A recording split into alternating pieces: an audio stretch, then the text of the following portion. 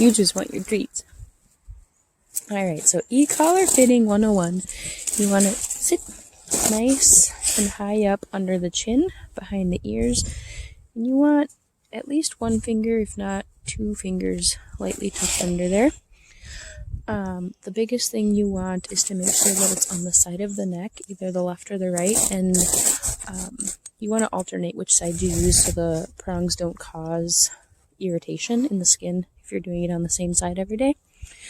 And you want to make sure that it's tight enough that these prongs are making contact with the skin. So I can feel right there they are making good contact with the skin, because that's where the dog is going to feel that e-collar pressure, either a vibrate or that small shock sensation. Some companies do make longer contact points. The prong, actually, if you can see it in there, they're little prongs that go on the end of these collars that actually deliver that shock sensation. They do make longer ones for dogs with long fur or thick double coats. She just has the standard on here since she's a short-haired dog. You want to make sure that they're at least 1 to 2 fingers in. I like to make sure it's nice and snug because when dogs do put their noses to the ground, they will loosen up. Let's see, she'll do it here. See now, as she goes down, I can fit even 4 fingers under there. So it does loosen up when they go down to sniff, and sometimes then that can cause these prongs to not be touching the skin. And so if you do need to correct or call them back, they might not feel it. So I like to make sure it's a little extra snug. Today I do have it a tiny bit loose. You want to make sure that it is on the side of the neck here, either left or right. Obviously I can't spin it because it is tighter on her. Left or the right side. You don't really want it on the trachea. Bark collars you do put directly on the trachea because that is where they sense the vibration of the barking, and then they will, either vibrate or shock. But you want remote style collars on the sides. You want to alternate sides every time you put it on so they don't get pressure sores where the prongs are. So today I have it on her right side. If we go out later today or even tomorrow, I'll put it on her left side. I always alternate so she doesn't get any sort of pressure sores on her neck. You do want them tight so the contact points are in contact with the skin, because that is where they will feel that shock or vibrating sensation with the e-collar. If it is loose and hanging down like your regular collar or not making contact point with the skin, it's basically useless to you. Your dog probably won't feel it.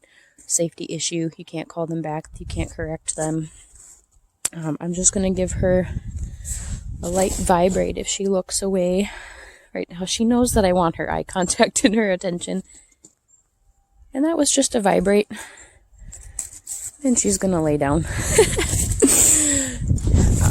She does usually just get a vibrate on her e-collar unless she finds something very, very interesting, like in past days an entire flock of turkeys she went after, and she did not want to listen to come back, so she did get a little bit of a shock. I usually keep her on a level 4, and that's even tolerable if I do it on myself. Feels a bit like a 9-volt battery. Depends on what color you use. Usually I don't have to turn her over between 6. Sometimes she'll get an 8. Like I said, if she really doesn't want to listen and she takes off, she might need a little bit of extra correction, but it is not that often that happens with her. Come! And that was no vibrate on my end. She just knows that I have really tasty treats today. But I'm out now. That's about it for e-collar use. Come!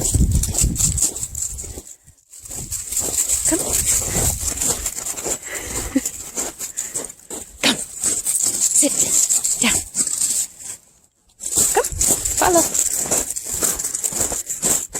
Good job. We're just kind of goofing around out here today. I call these drills. Come. She's just expected to follow me and heel by my side. This is what we do when we're hiking too. She just follows off-leash wherever I go, I turn around, she comes and stays by my side. I do have treats today, so she's a little bit more motivated than usual. She's pretty good at an off-leash heel. If we're out walking, I'll take her leash off and I'll tell her to heel, and she's expected to stay by my side if I give her her release word, which is, okay. Okay. And she'll usually go run off, but now she's still waiting for treats.